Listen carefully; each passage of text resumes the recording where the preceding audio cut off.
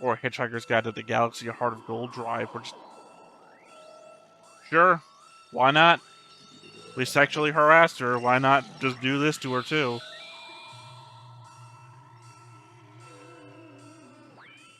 I mean, none of the men got naked. Hey everybody, welcome back to the Stone-Faced Reactions. I'm Theta, and we are back with some more episodes of Space Battleship Yamato. I'm uncertain of how many I'm going to be doing today, for reasons I have covered in the first episode of when I was doing this. But rest assured that if you get to another episode and I haven't done a note section or a board or something like that, that is in the continuation of episodes that I am recording this time. So, if you're ever in doubt, if I haven't paused to do notes or a board, that means that I haven't done it. And I always do it at the start of a recording. So, keep that in mind for any solo reaction you see me do. That said, obviously, means that I have a board. So let's go ahead and hop on over to the board. So normally I have a board change log to accompany these boards, specifically because, it's easier to figure out what changes have been made by me saying them out loud than to either just peer down at what image you might see here, because the more complicated a show gets, the larger the image becomes, and, pixelation being what it is. Obviously, I also will include a link down below in the description of the video to a individual image that you can look at on your own outside of what you're seeing here. But yeah, the first board made in a show typically doesn't have a board changelog because it's typically a bunch of characters, and the board changelog recite would be so incredibly difficult. I am using, this time, the same format that I used for Infinite Rivus, which is to say the boxes as borders to represent the different factions. Granted, we only really have 3 factions in the show right now, and 2 of them are only being represented at the moment. So, but yeah, we have the Gamulus faction, which is our enemy faction at the moment. We, of course, have Earth, which is us, humans, everyone on the Yamato, everyone back on Earth. And, of course, the Iskandar, which are the neighbors of the Gamulus, but also our allies, I guess. At the moment, they are a nebulous force that has offered us salvation and given us, sorry, I can't think of the word, schematics. Sorry, I was blanking for a second. The schematics for the wave motion engine and the wave motion gun. The big giant thing on the front of the Yamato. But yeah, these are all the characters, and of course I've done the typical thing, which is to add everybody on the crew in one joined line, because that is their relationship. We of course have dead brother, dead son, little brother, parents. Guy who's not connected because he's not part of the crew, but he is part of the Earth Forces. He's the Earth Force commander. We got the Iskanders, and of course the, I don't know what we're calling them, Gimalians. Until I hear a plural version of their empire, I'm going to go with Gamalians at the moment. The Gamalus people. But yeah, that is the board. And as previously noted, I do also have notes for episodes 1 through 3. So let's go ahead and cycle through those real quick. Just as a note, the opening lyrics say that we are leaving the galactic system on our journey to Iskander. When we hear the message from Starsha, it shows the galaxy and then pans down beneath it to show the Iskander system somewhere in space just outside of it. So I guess that pans out. 148,000 light years from the galactic system, as they say. I think I mentioned before how the ships from episode 1 reminded me of shots from the Terran Trade Authority. The TTA is a book series that details a future where humanity has explored the stars in a very retro sci-fi way. The interesting thing is that they don't tell a story or anything. They are books about spacecraft or big battles or unexplained wrecks, like the Star Wars technical manuals, just without an established fictional universe behind it. What's funny about the comparison is that the Spaceship Battle Yamato came out in 1974, and the TTA books started coming out in 1978. So it's not beyond the pale that they have the same general feel, or possibly that the TTA was inspired by Space Battleship Yamato. I have to wonder why the enemy fleet would demand the Earth fleet surrender at all. This is so long in into destroying the surface of the Earth and rendering the planet uninhabitable. There is clearly no intent to leave any survivors. Plus, their ships are so much more superior that when the fight does happen, it's barely a fight at all. It feels like their effort to call for a surrender is essentially a waste of time. I suppose, at the very least, for us in the audience, it establishes that communication isn't impossible. Not exactly sure why Shima and Kodai were surprised to find the Iskander messenger was dead. Even if she had survived the crash, she was on the surface of Mars with no protective equipment. I know we later see that the Gamaleons, or whatever you call them as a people, also look human, but they found her while they themselves were wearing spacesuits. I'd think the expectation is that anyone found on Mars outside of a spacesuit would likely already be dead. Uh, Radioactive contamination is reaching 1 kilometer underground. Sorry, I meant to air quotes the whole thing. Now I'm not like saying, "Oh, radioactive contamination that doesn't exist." No, I was meant to air quote it as like a. I messed that up. It was supposed to be a quote. Somebody said that. Shima says that. While not wearing any protective gear, it was the point of that. He is literally looking down at basically this show's version of a Geiger counter, and it's going off hard. And he's like, that's bad. And isn't wearing anything to protect himself from it. Not that it matters, given future notes I have on the subject. I do find it somewhat odd that we had a Mars observation post, and that's it. Considering that Earth was getting hammered, and all these resources were spent to build underground cities, I would have imagined that some effort would have been made to build underground cities on Mars, especially since it wasn't being targeted, it seems. Obviously, it would be no more inhabitable, but at the very least, it wasn't actively being attacked. Who knows? You could maybe hide away some part of the population to survive whatever might happen to Earth. Escape a total extinction event by splitting the population in half. The Iskander message is a curiosity. It was sent as a recording via a messenger. The messenger's ship crashed, the messenger died, and all they got was the recording. The recording says that all life on Earth will become extinct in 1 year due to the radioactive poisoning. But remember that this is a recording. That they sent blueprints for an engine indicates that however long it takes the Yamato to get to Iskander is at least some fraction of the time it took them to get here. That would imply that there would be no way of knowing if this recording is even timely, or if their information about our situation was even up to date. Just to be clear, I'm not arguing against going. I'm just saying that I would be extremely skeptical, given the circumstance.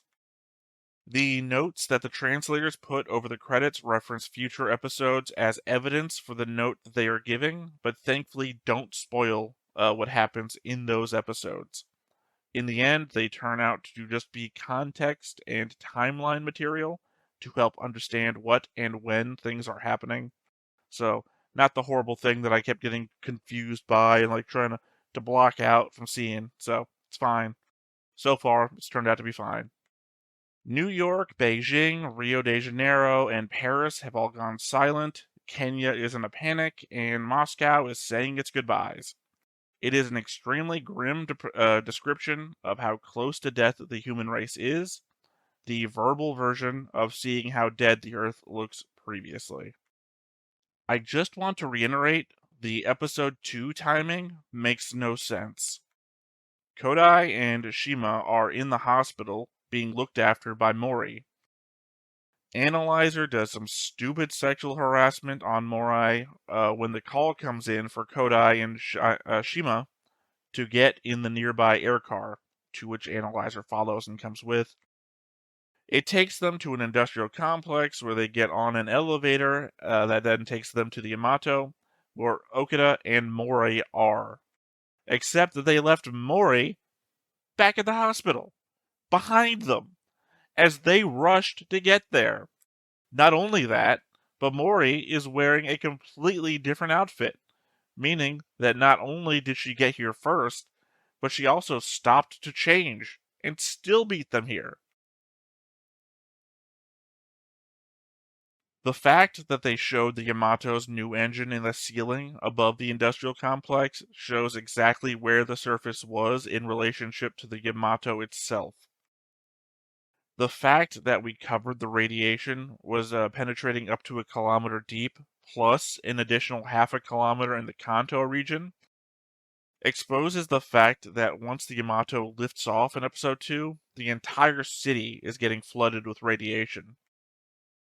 Granted, they don't say how deep it is, but instead of having to penetrate 1 kilometer of Earth, the radiation now has no barrier. Conceivably, it can spread further than 1 kilometer with nothing obstructing its path. Heck, when Okada is showing them the layout of the ship, he just walks down the muzzle of the main gun and stands out in the open. You know, bathing in the deadly radiation. I'm unsure if it is suspicious or not that Gamulus is a twin planet to Iskander.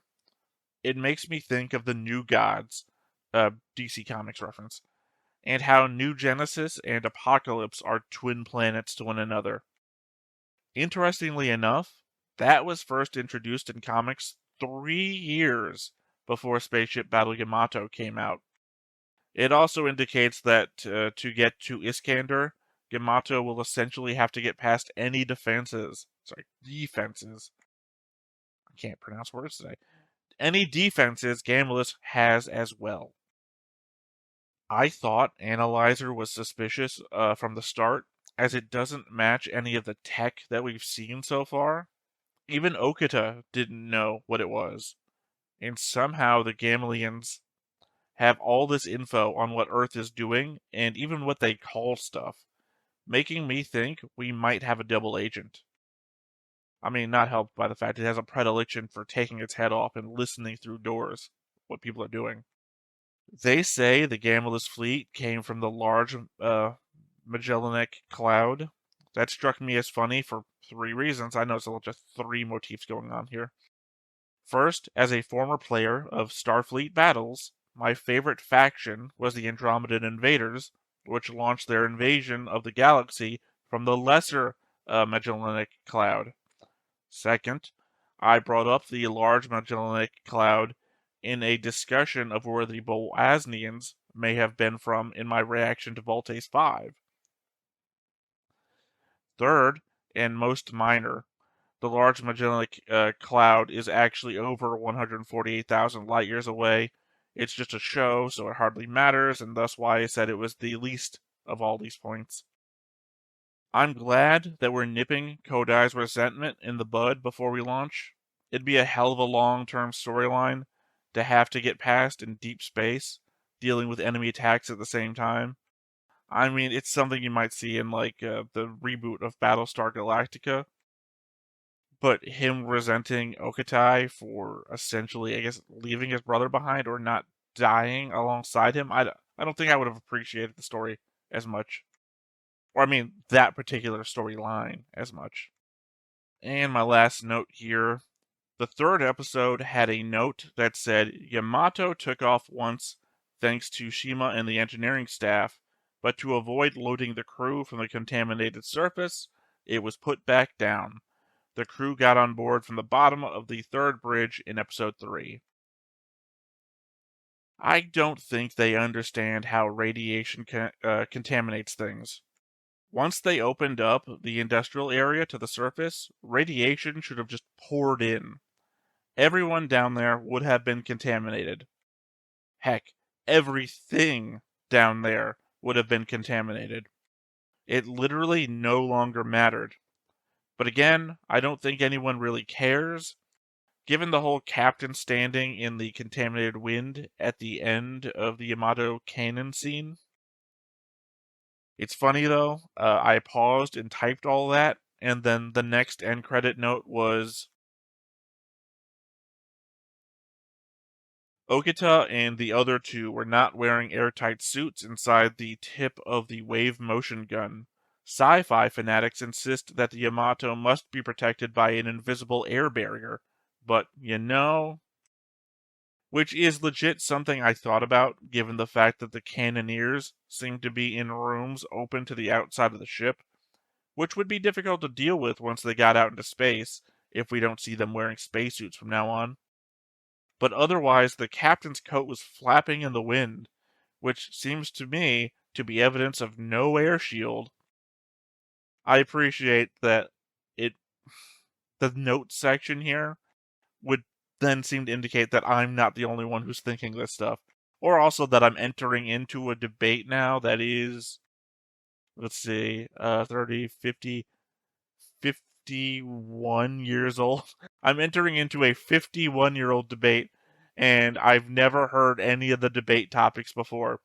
So the fact that I'm now bringing my own points to bear on it, outside of any context, and then now the only perspective I have that this is already a 51-year-old debate is the element that whoever's translating this has entered in on my behalf. So I appreciate that. And I love the fact that now, because the reason we have no comments is the fact that the first 3 episodes I reacted to haven't hit YouTube yet. Like, they've hit Patreon, but they haven't hit YouTube. So I'm sure somebody out there is going to complain or disagree against me on this at episode 3 or 2, and now episode 4 is going to have notes about it. So it's fun. It's fun for me. It's fun. That said, though, that was the board. Those are the notes. I do have a timeline that I've written. Because as I said, the notes give context to timeline of events, but that's not something I need to read out here. It's just going to be helpful for me to figure out when things are happening, as opposed to things that we've already seen happen. So, I guess beyond all that, nothing left to do but to hop on into the episode, see what happens next. But before we get started, make sure that you hit the like button, hit that subscribe button, comment down below to feed that algorithm. On top of all that, if you want to watch more shows like this, unfiltered, uncensored, and uncut, as well as some early access stuff, you can check it out over on the Patreon. It's just $5 a month, but hey, no pressure. There's zero pressure in order to do that. It's just a little bit of extra support, and it would be greatly appreciated. Yamato exceeds the speed of light.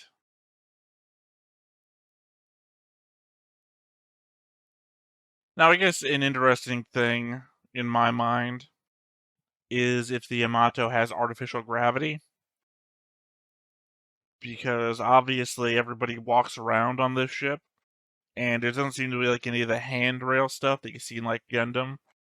And I'm not talking about normal handrails, obviously. I'm talking about the thing in Gundam where there's like usually like a rotating conveyor belt on the wall, so that if you're floating in like a zero-G environment, you put your hand on it and it pulls you forwards with it. Or at least gives you forward momentum so that you can let go of it and whenever you want. Because there's also, I guess, the additional element that the fact that the ship, as you just saw in the opening, well, Patreon sees in the opening. Sorry, YouTube. I have to talk over the opening for copyright reasons. The ship pivots when it turns, like it does this sort of thing, like a ship in a gravity well in water would do. Very specifically, like in episode 1, when the captain brings them up on the ship and he says, "Oh, the ship's at an angle. Careful with your step." Might be a thing for the rest of the show. I guess this is gonna be the episode. Like, we should be in space now, as opposed to my episode 2 guess, which I thought we'd be in space in episode 3.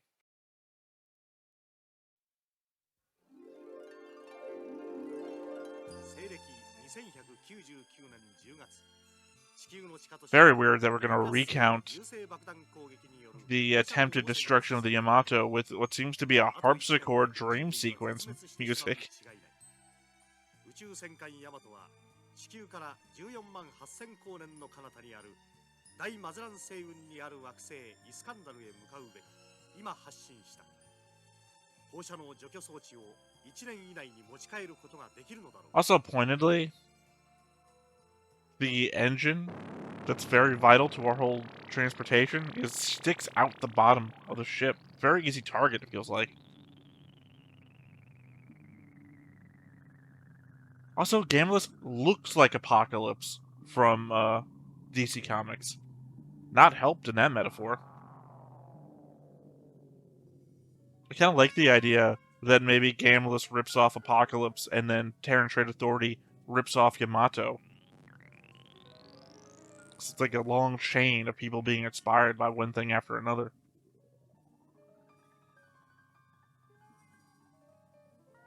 This is Dessler? Your Dessler?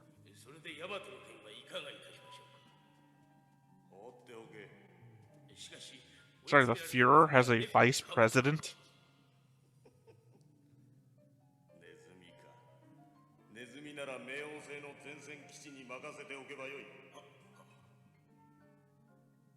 Also, the dagger on the chest really reminds me of the Mirror Universe from Star Trek.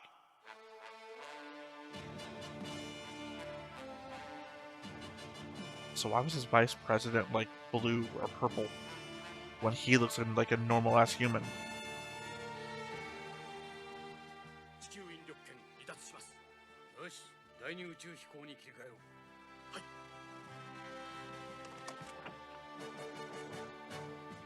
Now, they said they were going to do repairs along the way.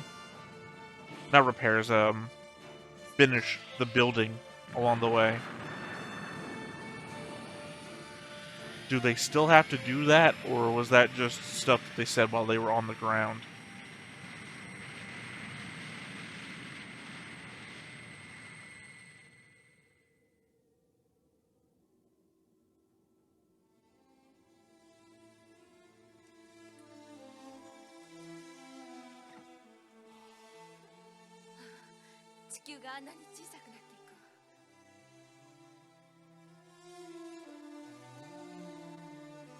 I assume everybody having guns on their hips is going to come into play at some point.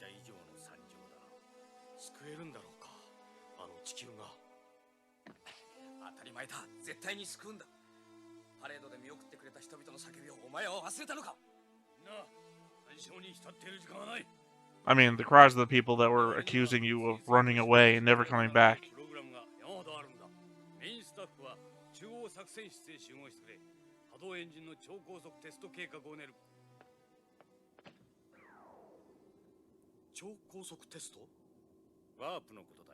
Well, I mean, that's one thing that connects him to Nemo from the Nautilus, or from Nadia.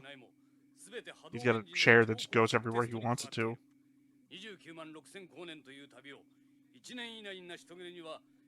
Thank you. I said that in episode 2.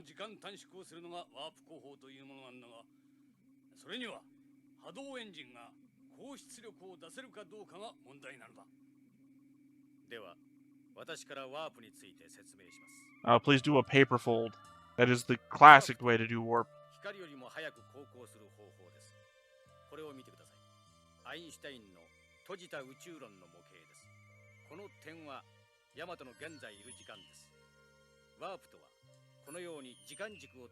Okay, I guess they're gonna go with the other classic.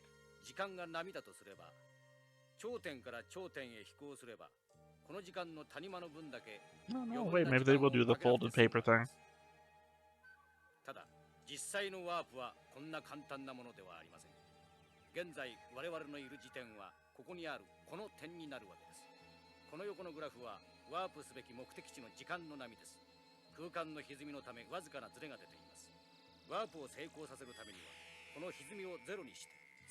この2つの点が完全に重なった時にワープしなければなりません。もしこのタイミングが少しでもずれたら、おそらく3次元と4次元の Okay, more of a Event Horizon style of warp then. 運行リーダーとして責任は重大だぞ。はい。森君、ワープに必要な条件として、他の天体の重力場に影響されないところが必要だ。障害物のないところを探し出してくれ。はい。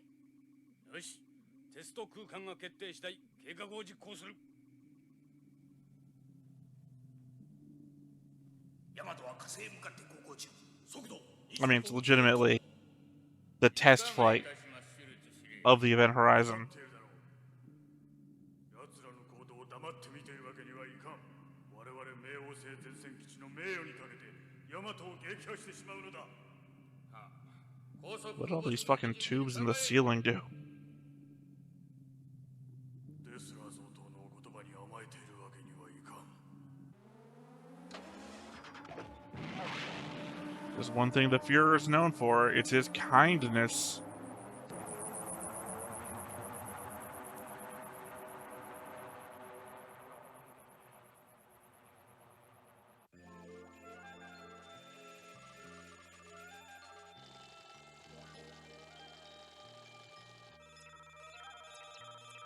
Looks like the hacking terminal from Mass Effect 3. 月と火星の間がワープに最適と思われます。メカニズムが全て順調に作動したとしても、 But just at random? Hope we don't run into an asteroid, a comet, space dust. ありがとう。しっかりね。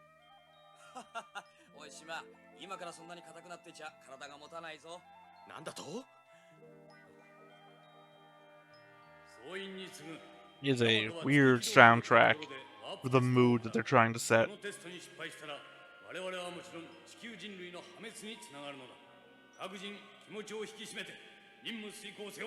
No pressure, Shima. No pressure. ただ先生、いつまでも寝ていられては困ります。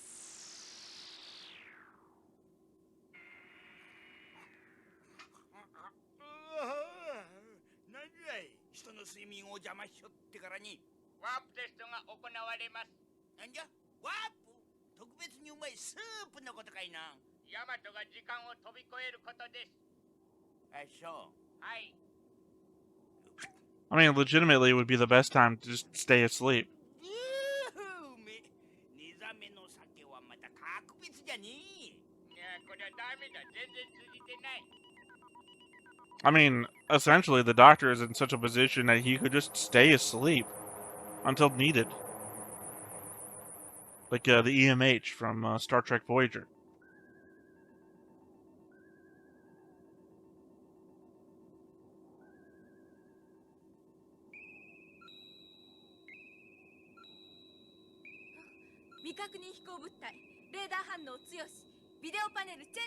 Also, using radar in space would be so limiting.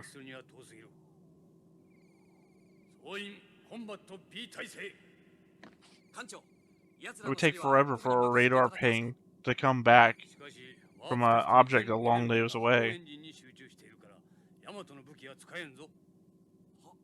はい。南部、ブラックタイガーチームへ直ちに出撃命令を出せ。はい。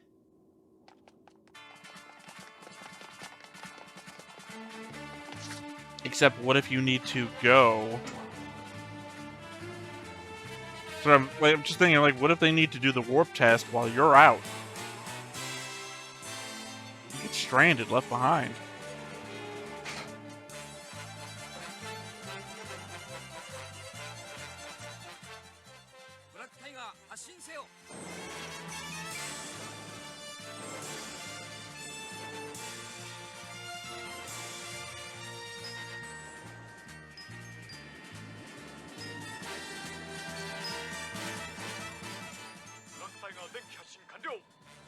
Also, I can't help but notice that your black tigers are mostly yellow.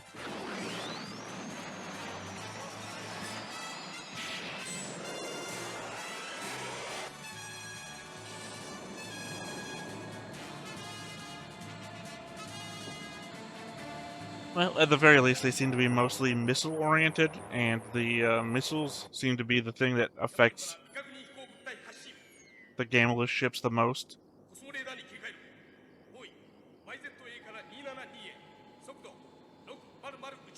Alright, well, they covered a different type of radar, which I guess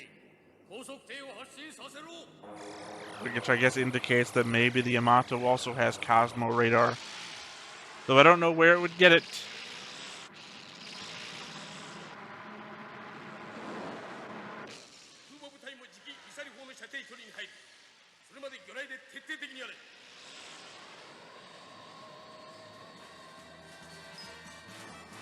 This does feel a lot like Battlestar Galactica, though. The classic version, not the remake.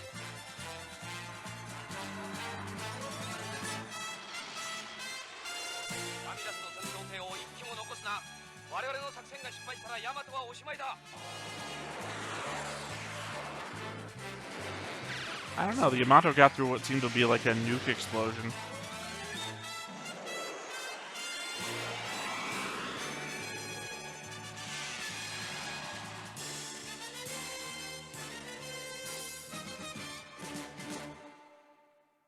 We can see that the Yamato literally has anti-aircraft guns on it.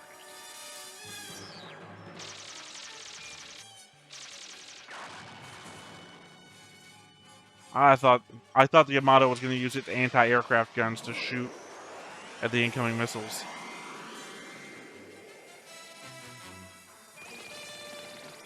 The real Yamato also had a lot of anti-aircraft weaponry on board.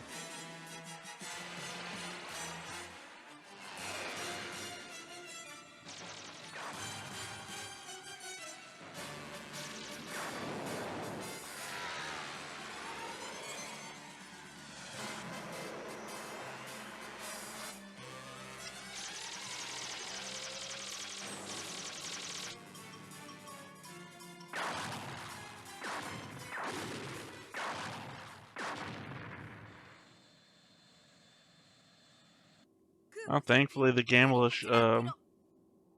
ships are like NPCs in a video game.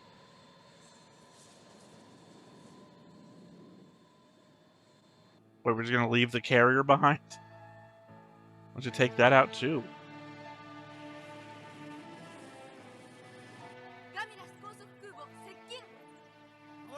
Yeah, what I said.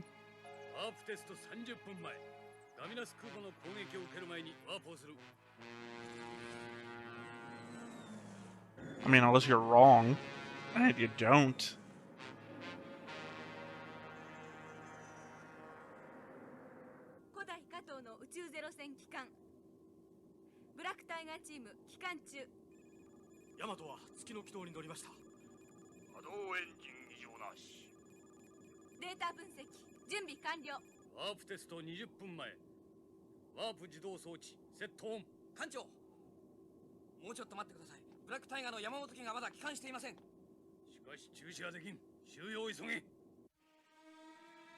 Yeah, because apparently you turned on the automatic system.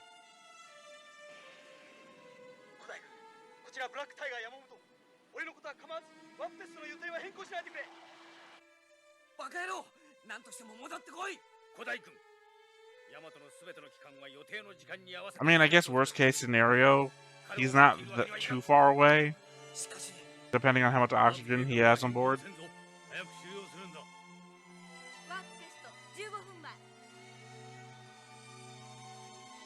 Like, if he has at least 2 days worth of oxygen, at the speed he seems to be going, he could turn around and try to land back on Earth.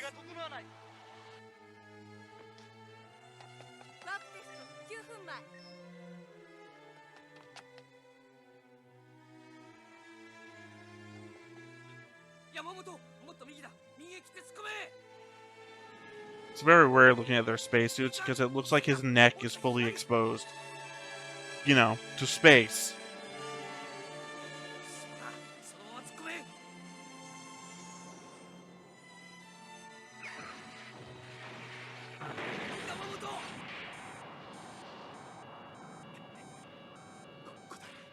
Never mind, I guess it's not actually... His neck is fully exposed to space because his hands are fully exposed to space. 着地ベルト着用。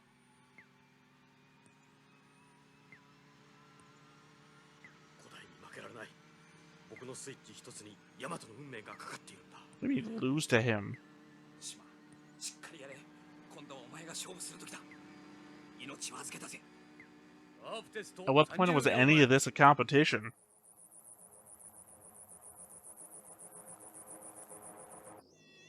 ヤマト補足。射程距離まであと 0.2 宇宙秒。20秒前。 I guess 0.2 space seconds is more than 20 seconds. アビラスミサイル目標ヤマト発射。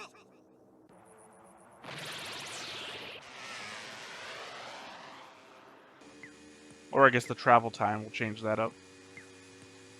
ワープ。ワープ。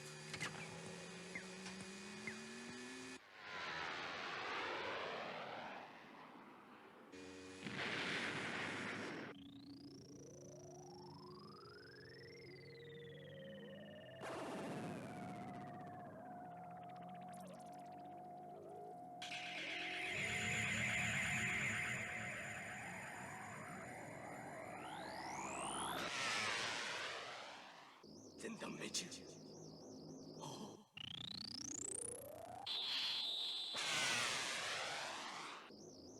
It is definitely ヤマトはどうした？ different than what I'm used to seeing.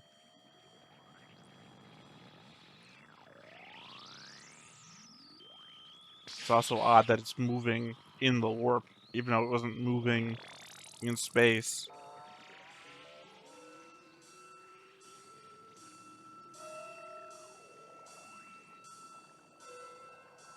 Oh.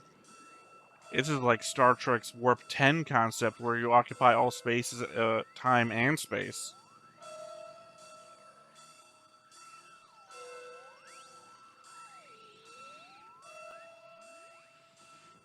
Or Hitchhiker's Guide to the Galaxy, A Heart of Gold Drive, which... Sure, why not? We sexually harassed her, why not just do this to her too?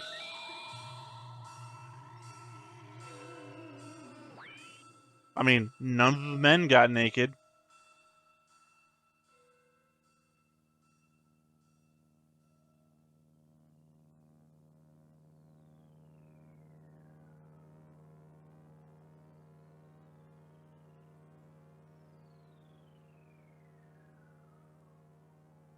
Can't help but notice that you were supposed to be somewhere between the moon... Wow, looks like we fucked up the ship. Somewhere between the moon and Mars. And that kind of looked like you're falling into the sun.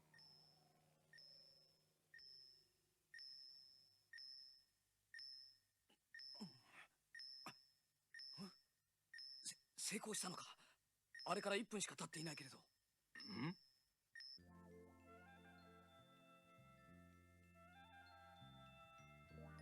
Is it supposed to be Mars?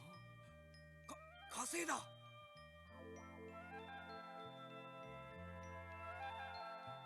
I mean, I'd argue that that's good. But that's also wrong. 成功したぞ。 You're supposed to hit somewhere in between Mars and the moon. So getting all the way to Mars...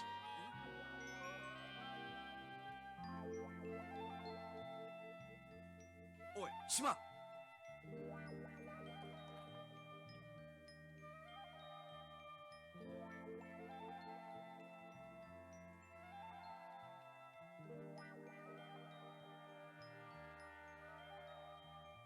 No one's concerned that it looks like we're falling into orbit.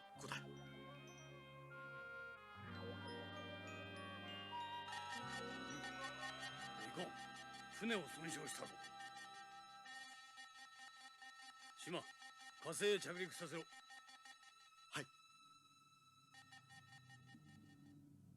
Yeah, I wonder what caused that, though. You think it's gonna happen every time we warp? ヤマトが月から火星へワープした。何かの間違いだろう。冥王星前線基地のシェルスが一部始終を見たそうです。だがその程度のことができなくてイスカンダルまで行けると思っているのか。かわいいやつだ。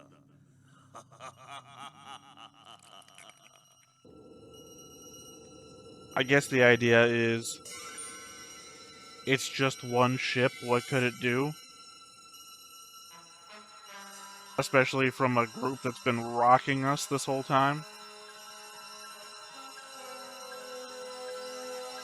So, the white clouds of Mars? What the hell happened to Mars? 雪だぞ。雪だ。 On Mars. 地球ではもう見られない風景ね。 To be fair, you shouldn't be seeing it on Mars either. You sure you went to Mars and not an alternate universe? 真田君、船の補修はできるだけ速やかに終わらせてくれ。は。島、目標はポイント3の6だ。了解。目標ポイント3の6。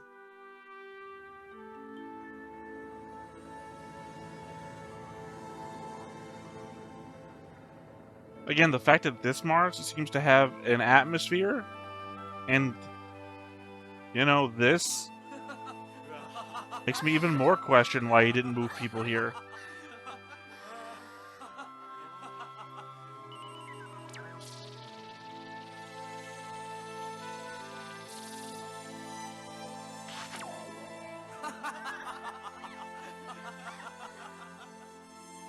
Unfortunately, he weighed 20 tons. They were never able to move him again. しかし、この部分の補強さえできれば、ヤマトのワープに希望が持てるのだ。 I mean, do you think the damage gets worse the further that it tries to warp? 旅を決定づける小型ワープのテストは傷つきながらも一応成功した。しかし、こうした間にも地球の地下都市は刻々と放射能の汚染に脅かさ Yeah, れ especially that one with the giant hole in the ヤマ ceiling. トよ急げ。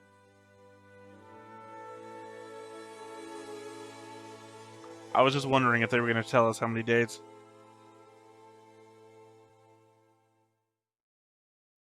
Though odd that it would take an entire day for this test, considering that it was only a couple of hours that they required to do it. But yeah, no, I mean, my thought process. The first appearance of Yamato's fighters, the Black Tigers left the hatch were changed to the Cosmo Zero when they landed. It was a careless mistake because the animators were blah blah blah blah blah blah. An ex-Mushi production of Omotezuka Tamino drew the storyboard. Oh, so this is another Tamino thing. Yamamoto of the Black Tigers team appeared. He was popular among the fans. Wow. I feel like that wasn't even me reading slowly. That just disappeared. Of course, I do have to cover this up when I'm for the YouTube edit. So if you're wondering what I'm reading the notes that appear there.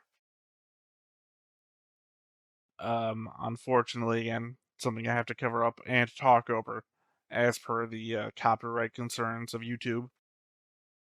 What I was going to say before the notes from the editors got on there was the element is damage done a product of distance warped or just the warp itself, right? Because like if we tried to warp directly to Iskander, like one warp, would the ship just get totally destroyed by the effort, or would it just be whatever damage we get, and we can only warp for as much power the engines have per jump?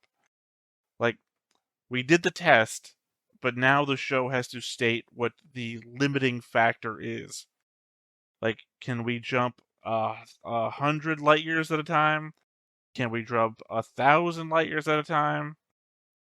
How much time between jumps do we need? Because I feel like that's got to be the factor. Because even at 1,000 light years per jump, that's 148. Well, maybe that could be it. 1,000 light years per jump, 148 jumps. We can get there and back within the time if it's like, well, I mean, it would still have to be like no time for cooldown. We just have to do the jump, do the jump, do the jump. and then get waylaid sometimes in between. And the amount of times waylaid would have to be the threat to not making it back in time. But then again, the fact that it's a dual system where our enemies and our saviors are both at also has to be the element of whatever the threat might be. I also feel like there's something up with Dessler, obviously. One, he doesn't look like any of the others. Well, I say that. Everyone on Pluto looks human. Everyone at Gamlis does not look human except for Dessler, making me think that maybe there's two different races there, or they're faking looking human, or maybe they subjugated a different race, or maybe it's an alien race where looking sorry, I'm now realizing I'm using the word human to mean white guy. So, sorry about that. Maybe it's an alien race where instead of white, black, Indian, Hispanic, all the spectrums of humanity, they have a different spectrum of Gamlian, which also includes white guy, but also blue guy and green guy. I don't know. I don't remember all the shades of people that I saw. What else was there? Again, the inappropriate use of Miro. I don't know why.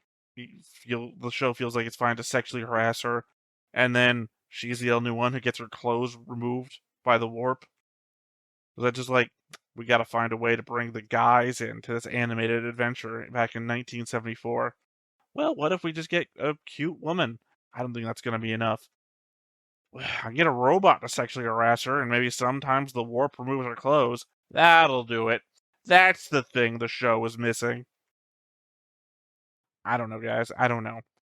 The weird misogyny that shows up in 70s, I guess 80s anime as well, because Macross had it too. Obviously, I'm also talking about Gundam. I don't know. It's off-putting, but maybe that's just my modern day sensibilities, as people in the comment section have often pointed out, that you have to take it what it is in its own time period. But even Disney puts like little notices in front of its older stuff that says, "We're going to display this to you as a representation of the time period that it came out in. We recognize that it's bad now. It was bad then as well." So that, as an excuse, that doesn't really work out over the course of time. And I just want to recognize that ahead of time. Other than that, though, yeah. No, I mean, I liked the episode. It was a cool little analog to what I think about when I think about Event Horizon, right? Because we're not doing the typical warp thing, which is, again, you fold over a piece of paper and you like put a pencil through it. It's like, that's what bending space-time is in this warp analogy. And it's like, no, they're doing more of a ripping a hole through space, but they're doing like a Warhammer 40k Event Horizon version of warp, which is cool enough. I mean, don't see that often. I don't have a lot of experience with 40k myself, so don't get a lot of reads on that either. Other than that, though, I guess I am kind of rambling at this point, and you know what the rule is around here when we start to ramble, and that is to wrap it up. Sorry, I was going to do the hand wave. Wrap it up. So, once again, I have been Theta. This has been Stoneface Reactions, and we will catch you next time. Bye-bye. Hey everybody, thanks for watching another Stoneface Reactions. If you have an idea of another video we could go ahead and watch, go ahead and put it in the comments down below and we'll add it to the wheel. Be sure to like, comment, and subscribe, and let us know what you thought about this video, what parts you liked. And until then, we'll see you next time. Is this too goofy?